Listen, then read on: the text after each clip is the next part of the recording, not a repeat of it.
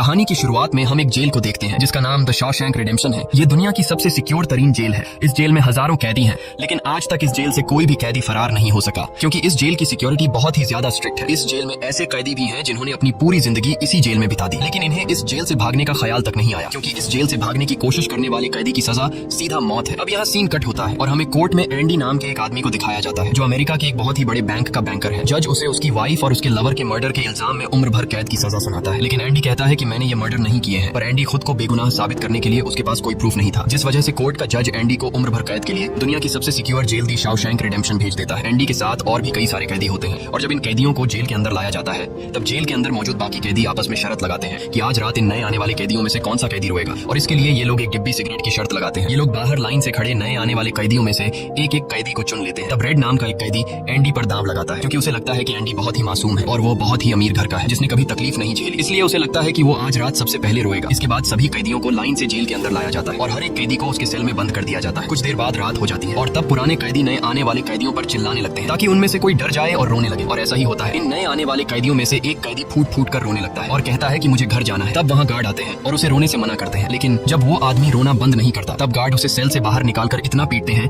कि वह बेहोश हो जाता है। दूसरी तरफ रेड एंडी पर लगाया हुआ दांव हार जाता है और रेड समझ जाता है कि एंडी बहुत ही स्ट्रांग है क्योंकि इतना डराने के बावजूद उसने एक आवाज तक नहीं की। इसलिए अगले दिन रेड अपने साथी को सिगरेट का एक डिब्बा दे देता है क्योंकि रेड एंडी पर लगाया हुआ दांव हार चुका था। तभी हम एंडी को देखते हैं जो अकेला चुपचाप ब्रेकफास्ट कर रहा होता है। तब एंडी की मुलाकात जेल के सबसे पुराने कैदी ब्रुक्स से होती है। ब्रुक्स को यहाँ इस जेल में लगभग 50 साल पूरे होने वाले हैं। एंडी समझदारी से ब्रुक्स से इस जेल के सभी छोटे बड़े रूल्स और हर एक कैदी के बारे में जानने की कोशिश करता है। तब ब्रुक्स एंडी को जेल का हर एक सीक्रेट बता देता है और वो एंडी से कहता है कि अगर तुम्हें जेल के बाहर से कुछ मंगवाना हो तो रेड नाम के कैदी के पास जाना। ये सुनते ही एंडी भी इंतजार नहीं करता और वह सीधा रेड के पास पहुंच जाता है और रेड से कहता है कि मैंने सुना है तुम बाहर से किसी भी चीज को अंदर मंगवा सकते हो। तब रेड कहता है हाँ मैं मंगवा सकता हूँ, लेकिन ऐसी चीज जो यहाँ से भागने या फिर किसी को मारने में काम ना आती हो। एंडी रेड से कहता है कि मुझे हैमर यानी एक हथौड़ा चाहिए। हथौड़े का नाम सुनते ही रेड कहता है कि तुम्हें हथौड़ा ही क्यों चाहिए, क्या तुम हथौड़े से किसी को मारने वाले तो नहीं हो? तब एंडी कहता है नहीं, मैं किसी को मारने वाला नहीं हूँ, मेरा यहाँ कोई भी दुश्मन नहीं है। ये सुनकर रेड कहता है कि तुम्हारा यहाँ दुश्मन तो नहीं है, लेकिन जल्द ही कुछ लोग तुम्हारे दुश्मन बनने वाले हैं। वो कुछ लोगों की तरफ इशारा करके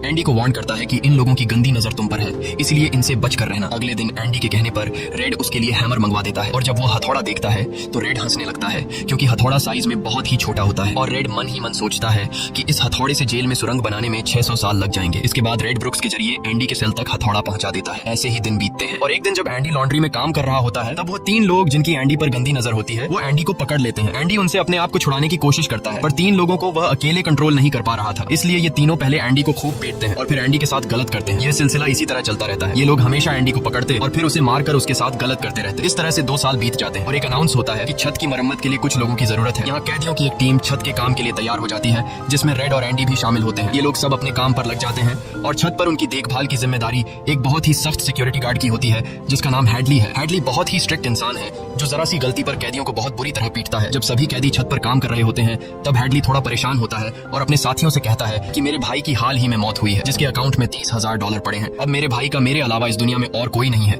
इसलिए उसके पैसे पर मेरा हक बनता है। लेकिन परेशानी की बात यह है कि जब मैं इन $30,000 को अपने अकाउंट में ट्रांसफर करूंगा तब सरकार मुझसे टैक्स के रूप में सारे पैसे ले लेगी। हैडली जब अपने साथियों से यह बातें कर रहा था तब एंडी भी इसकी सारी बातें सुन लेता है। एंडी जो कि एक बहुत बड़ा बैंकर है उसे पता था कि इन पैसों को बिना गवर्नमेंट को टैक्स दिए कैसे निकाला जा सकता है।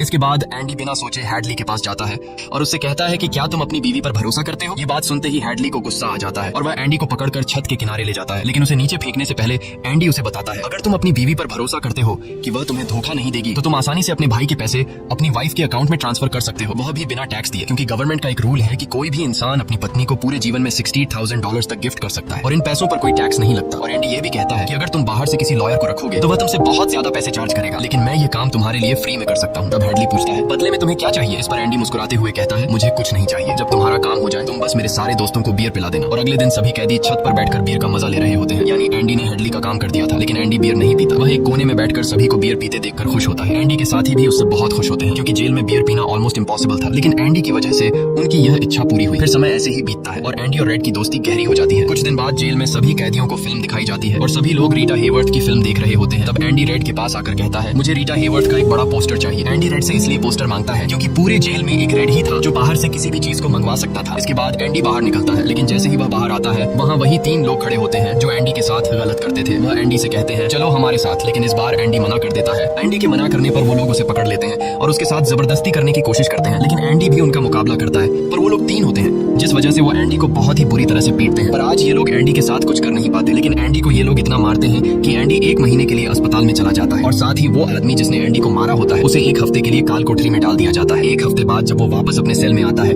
तो वहाँ पर वही ऑफिसर होता है जिसका एंडी ने $30,000 का टैक्स बचाया था। और इस ऑफिसर को किसी ने बता दिया था कि एंडी को इस आदमी ने इतना मारा है कि वो बेचारा 1 महीने के लिए अस्पताल में चला गया है। अब यहाँ वो ऑफिसर उस आदमी को इतनी बुरी तरह से मारता है कि वो हमेशा के लिए पैरालाइज हो जाता है। 1 महीने बाद जब अस्पताल से एंडी वापस अपने सेल में आता है तब उसे अपने सेल में रीटा हेवर्थ का एक बड़ा पोस्टर मिलता है, जो कि असल में एक वेलकम गिफ्ट होता है रेड की तरफ से। इस तरह से दिन गुजरते हैं और एक दिन जेल का वार्डन सिक्योरिटी गार्ड के साथ एंडी के सेल में आता है और उसके सेल की तलाशी करवाता है। सेल की चेकिंग लेने के बाद जब वार्डन को कुछ नहीं मिलता तब वार्डन की नजर सामने लगे पोस्टर पर पड़ती है। वार्डन कहता है कि वैसे तो मैं सेल में पोस्टर अलाउ नहीं करता, पर तुम इसे अपने सेल में लगा सकते हो। दरअसल तलाशी तो एक बहाना होता है। वार्डन को इस ऑफिसर ने बताया था कि किस तरह से एंडी ने उसका $30,000 का टैक्स बचाया, इसीलिए वार्डन अपने फायदे के लिए एंडी से मिलना चाहता था। एंडी के हाथ में बाइबल होती है जिसे वह ले लेता है और बाइबल को लेकर वह यहाँ से निकल जाता है। पर कुछ ही दूर जाने के बाद वह वापस लौट कर आता है और उसके हाथ में जो एंडी की बाइबल होती है वह उसे लौटाते हुए कहता है कि मुक्ति इसी में है। अगले दिन वार्डन एंडी को अपने ऑफिस में बुलाता है और कहता है कि तुम्हारे जैसे इंटेलिजेंट आदमी को जेल की सलाखों के पीछे नहीं रहना चाहिए। इसलिए वार्डन एंडी को लाइब्रेरी का असिस्टेंट बना देता है। लाइब्रेरी में वही बुक्स नाम का बूढ़ा आदमी होता है जो कई सालों से लाइब्रेरी संभाल रहा है। तभी वो ऑफिसर जिसके लिए एंडी ने $30,000 बचाए थे वह एक दूसरे ऑफिसर को एंडी के पास लेकर आता है।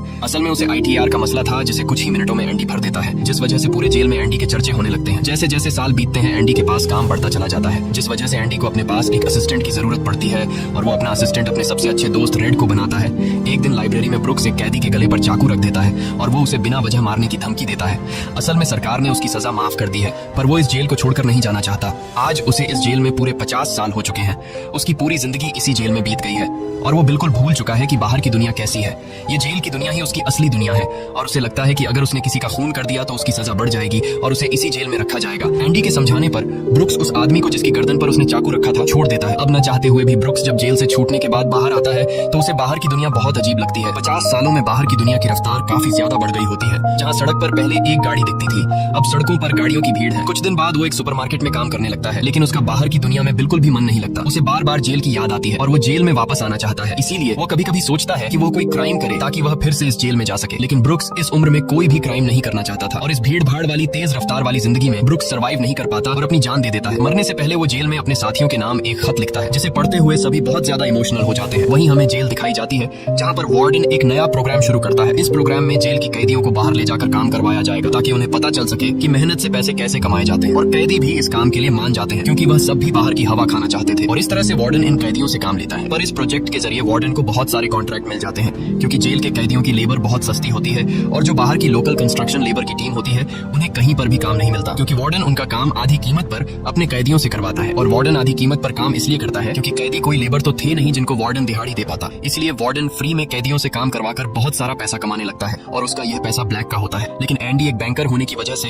वार्डन का सारा ब्लैक मनी व्हाइट में बदल देता है। दरअसल एंडी इन पैसों को एक ऐसे आदमी के नाम पर जमा करता है जो इस दुनिया में है ही नहीं और वह उसके अकाउंट में सारा पैसा ट्रांसफर कर देता है ताकि अगर कल को पुलिस को पता भी चल जाए तो पुलिस एक ऐसे आदमी को ढूंढ रही होगी जो इस दुनिया में कभी पैदा ही नहीं हुआ। अब यहाँ जेल में एक नया कैदी आता है जिसका नाम टॉमी है। टॉमी बहुत यंग होता है और वह इस छोटी सी उम्र में कई सारी जेलों में जा चुका है। टॉमी एक बहुत ही फ्रेंडली नेचर का था, इसलिए उसकी जल्द ही जेल में बहुत से कैदियों से दोस्ती हो जाती है। एक दिन खाने की टेबल पर टॉमी सबसे कहता है कि मैं पिछले कई सालों से चोरी कर रहा हूँ, इसलिए मैं यहाँ की कई सारी जेलों में जा चुका हूँ और इस बार भी मैं चोरी की वजह से इस जेल में आया हूँ। टॉमी की बात सुनते हुए एंडी उसे कहता है कि अगर तुम चोरी करने के बाद बार बार पकड़े जा रहे हो तो इसका मतलब ये है कि यह काम तुम पर सूट नहीं करता, इसलिए तुम्हें चोरी करना छोड़ देना चाहिए। टॉमी को एंडी की यह बात बिल्कुल ठीक लगती है, इसलिए टॉमी रेड से एंडी के बारे में जानकारी लेने लगता है। टॉमी रेड से कहता है कि एंडी बहुत ही इंटेलिजेंट और डिसेंट इंसान है, उसे जेल क्यों हुई है। रेड उसे बताता है कि एंडी एक बहुत बड़ा बैंकर था लेकिन उसने अपनी वाइफ और उसके लवर का कत्ल किया जिस वजह से उसे उम्र भर कैद हुई। ये सुनकर टॉमी सोच में पड़ जाता है, जैसे उसे कुछ याद आया हो। उसके बाद वह एंडी को बुला लेता है। अब टॉमी के सामने एंडी और रेड होते हैं। टॉमी इन दोनों को बताता है कि 4 साल पहले मैं एक जेल में गया था जहाँ पर मुझे एक कैदी मिला और उस कैदी ने मुझे बताया कि एक रात वह एक घर में चोरी करने गया। चोरी के दौरान उस घर का मालिक जाग गया। अब पकड़े जाने के डर से उसने उस घर के मालिक और उसकी पत्नी को मार डाला। बाद में उसे पता चला कि वो दोनों पति पत्नी नहीं थे बल्कि लवर थे और वो औरत एक बहुत बड़े बैंकर की पत्नी थी। कुछ समय बाद जब मैंने अखबार में न्यूज पढ़ी तो मुझे पता चला कि पुलिस ने जब इन 2 मर्डर्स के बारे में जांच की तो पुलिस को शक हुआ कि इन दोनों को बैंकर ने मारा है। इसलिए बैंकर को उसकी पत्नी और उसकी पत्नी के लवर के हत्या के इल्जाम में गिरफ्तार कर लिया गया। यहाँ हमें पता चलता है कि एंडी बेगुनाह था। ये सब जानने के बाद एंडी वार्डन के पास जाता है और उससे ये सारी बातें बताता है, पर वार्डन जानबूझकर उसकी बातों पर विश्वास नहीं करता, क्योंकि एंडी वह इंसान है जो उसके काले पैसों को व्हाइट में बदलता है और वार्डन के सारे राज जानता है। इसलिए अगर एंडी यहाँ से चला गया तो वार्डन न तो और पैसे कमा पाएगा और शायद उसके ब्लैक पैसों का राज भी खुल जाएगा। इसलिए वह एंडी से कहता है कि ये एक झूठी कहानी है, मुझे ऐसी कहानियां रोज सुनने को मिलती हैं। एंडी वार्डन से वादा करता है कि अगर मैं आजाद भी हो गया तो मैं तुम्हारा राज ही रखूंगा, लेकिन वार्डन एंडी की कोई भी बात नहीं सुनता। यह देखकर एंडी को बहुत गुस्सा आता है कि मैंने इस आदमी की इतनी मदद की, लेकिन आज बेगुनाह होने के बावजूद भी मुझे ये बाहर नहीं जाने दे रहा। इसलिए एंडी वार्डन पर चिल्ला पड़ता है। तब वार्डन एंडी को 1 महीने के लिए काल कोठरी में डाल देता है और उसके बाद वह सीधे टॉमी के पास जाता है और वार्डन टॉमी से पूछता है कि क्या तुमने जो बातें एंडी को बताई हैं वह सारी सच है। टॉमी कहता है हाँ, ये बिल्कुल सच है। इसके बाद वह टॉमी से कहता है कि क्या अगर तुम्हें कोर्ट में बुलाया जाए तो तुम कोर्ट में इस बात की गवाही दे सकते हो। तब टॉमी कहता है हाँ, मैं इसके लिए तैयार हूँ। ये सुनते ही वार्डन ऊपर गार्ड को इशारा करता है और वह गार्ड टॉमी को गोलियों से छलनी कर देता है। इसके बाद वार्डन एंडी के पास जाता है और उसे कहता है कि टॉमी ने भागने की कोशिश की थी, इसलिए उसे गोली मार दी गई। लेकिन एंडी समझ जाता है कि टॉमी को क्यों मारा गया और एंडी मन ही मन सोचता है कि वार्डन बहुत ही घटिया इंसान है। एंडी वार्डन से कहता है कि आज के बाद मैं तुम्हारा काम कभी नहीं करूंगा। तब वार्डन कहता है कि मेरा काम तो तुम्हें ही करना पड़ेगा, वरना मैं ये जेल तुम्हारे लिए नरक बना दूंगा। और जाते हुए वार्डन सिक्योरिटी गार्ड से कहता है कि उसे 1 और महीने के लिए काल कोठरी में रखो। काल कोठरी एक बहुत ही खौफनाक जगह थी जहाँ काले अंधेरों में कैदी को पूरे 1 महीने रहना पड़ता था। अब एंडी इस काल कोठरी में 1 महीना तो बिता चुका था, लेकिन अब उसे 1 और महीना उसी अंधेरे वाले छोटे से कमरे में बिताना पड़ेगा। बाहर पूरे जेल में यह खबर फैल जाती है कि एंडी उस गुनाह की सजा काट रहा है जो उसने कभी किया ही नहीं था। जेल के अंदर मौजूद सभी कैदियों को एंडी के लिए बहुत दुख होता है। अब काल कोठरी में पूरे 2 महीने गुजारने के बाद जब एंडी बाहर आता है तो रेड उसके पास आता है। एंडी रेड से पूछता है कि क्या तुम कभी इस जेल से बाहर निकल पाओगे। रेड कहता है हाँ, लेकिन तब जब मैं बहुत बूढ़ा हो गया होऊंगा और मेरा दिमाग काम करना बंद कर देगा। एंडी कहता है कि मैं यहाँ से निकलकर मेक्सिको जाऊंगा। मेक्सिको में समुद्र किनारे एक बहुत खूबसूरत जगह है। कहा जाता है कि इंसान अपने आप को वहाँ खो देता है। मैं वहाँ अपना एक रेस्टोरेंट खोलूंगा, समुद्र किनारे अपनी नाव की रिपेयर करूंगा और वहाँ मुझे एक जोगाड़ी आदमी की जरूरत पड़ेगी जो मेरे लिए बाहर से सामान लाया करेगा। असल में वह रेड की तरफ इशारा कर रहा था। रेड ये सुनकर कहता है कि उम्मीद बहुत खतरनाक चीज होती है, ये इंसान को पागल तक कर देती है। तुम्हें सच्चाई की दुनिया में वापस लौटना होगा। मेक्सिको यहाँ से बहुत दूर है। ये कहकर रेड वहाँ से जाने लगता है, लेकिन जाने से पहले एंडी रेड से कहता है कि वादा करो कि अगर तुम कभी यहाँ से रिहा हुए तो मेरा एक काम करोगे। रेड कहता है हाँ, मैं जरूर करूंगा। तब एंडी रेड को एक एड्रेस बताता है और कहता है कि जब भी तुम यहाँ से छूट जाओ तो उस जगह जाना जहाँ एक बड़े मैदान के बीच एक खूबसूरत पेड़ है। उसी पेड़ के नीचे मैंने अपनी वाइफ को प्रपोज किया था। वह रेड से कहता है कि उसी पेड़ के नीचे एक दीवार के अंदर तुम्हें काले रंग का पत्थर मिलेगा जिसके नीचे मैंने एक बॉक्स छिपाया है और जब भी तुम रिहा हो जाओगे तो वहाँ जाकर उस पत्थर के नीचे उस बॉक्स को देखना कि उसमें क्या है। यह कहकर एंडी वहाँ से चला जाता है और सीधा वार्डन के पास पहुँचता है। वह वार्डन का काम पूरा करके उसके सारे डॉक्यूमेंट्स एक खास तिजोरी में रखता है। डॉक्यूमेंट्स रखने के बाद वार्डन एंडी को अपने कपड़े देता है। वह एंडी से कहता है कि मेरे कपड़े प्रेस करवा देना और मेरे जूतों को शीशे की तरह चमका देना। इसके बाद एंडी वापस अपने सेल में आ जाता है। वहीं दूसरी तरफ रेड आज रात बहुत परेशान होता है क्योंकि उसे डर था कि एंडी कहीं खुद को मार न दे। इस तरह से रात गुजर जाती है और सुबह होती है। सुबह होते ही सभी कैदियों के सेल के दरवाजे खुल जाते हैं और सभी कैदी बाहर आ जाते हैं, लेकिन एंडी सेल से बाहर नहीं आता। ये पिछले 20 सालों में पहली बार ऐसा हो रहा था कि कोई कैदी सुबह अपने सेल से बाहर नहीं आया। तब रेड की नजर भी एंडी के सेल की तरफ होती है और रेड की परेशानी बढ़ती रहती है कि कहीं एंडी ने खुद को मार तो नहीं दिया। तभी एक गार्ड बहुत गुस्से में एंडी के सेल की तरफ जाता है, लेकिन वहाँ पहुंचकर जब वह देखता है तो उसकी आंखें खुली की खुली रह जाती हैं क्योंकि अंदर सेल में कोई भी नहीं था और एंडी वहाँ से फरार हो चुका था। अब हम वार्डन को देखते हैं जो अपने जूते पहनने के लिए निकालता है, लेकिन उस बॉक्स में उसके नहीं बल्कि एंडी के पुराने जूते होते हैं। और तभी पूरे जेल में सायरन बजने लगता है और यह सायरन होता है किसी कैदी के भागने का। वार्डन तेजी से एंडी के सेल में जाता है और वहाँ वह देखता है कि एंडी नहीं है। इसके बाद वह सिक्योरिटी गार्ड से कहता है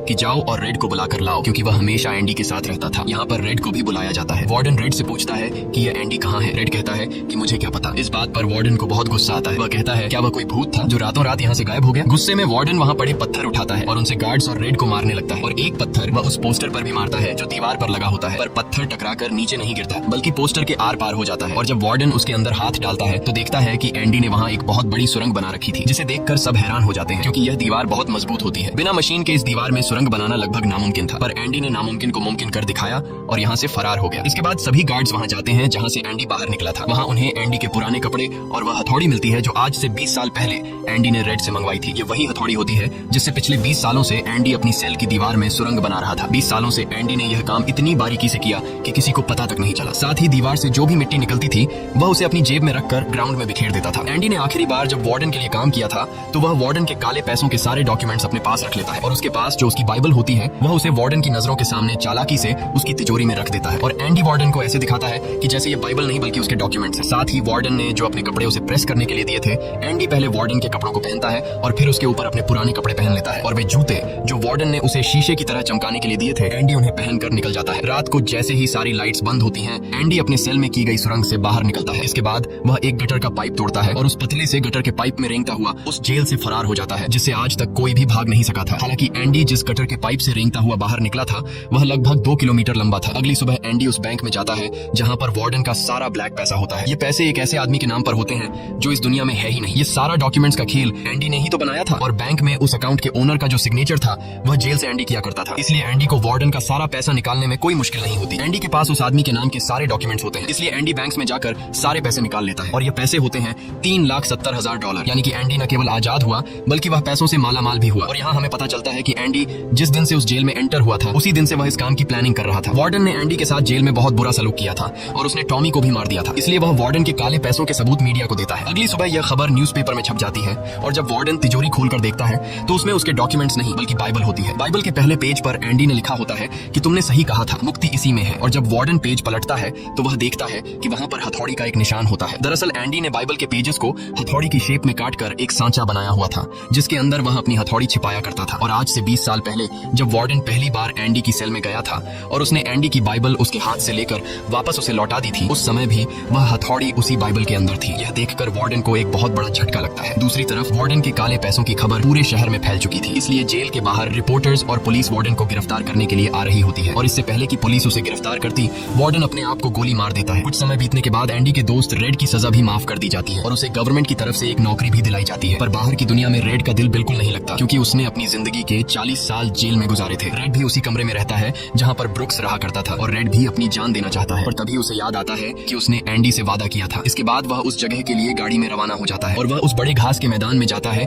जहाँ पर एक बहुत बड़ा पेड़ होता है, साथ ही पत्थरों की दीवार भी होती है। उस दीवार पर एक काले रंग का पत्थर होता है और जब वह उस पत्थर को उठाता है तो उसके नीचे एक बॉक्स होता है। उस बॉक्स के अंदर कुछ पैसे और एक लेटर होता है। ये लेटर एंडी का होता है। उस लेटर में लिखा होता है कि एंडी रेड का उसी जगह पर इंतजार कर रहा है जिस जगह के बारे में एंडी ने रेड को जेल में बताया था। उसके आगे एंडी ने लिखा होता है कि उम्मीद अच्छी चीज होती है। इसके बाद रेड उस जगह पहुंच जाता है और जब वह समुद्र किनारे जाता है तो वो देखता है कि एंडी नाव में बैठकर अपनी नाव ठीक कर रहा है। यह जगह, यह सब कुछ एंडी का वह सपना होता है जो उसने जेल में रेड से शेयर किया था और रेड ने कहा था कि उम्मीद अच्छी नहीं होती। इसके बाद ये दोनों एक दूसरे को गले लगाते हैं और इसी के साथ ये कहानी खत्म हो जाती है। अगर आपको यह वीडियो अच्छी लगी हो तो हमारे चैनल को सब्सक्राइब और वीडियो को लाइक जरूर कीजिएगा।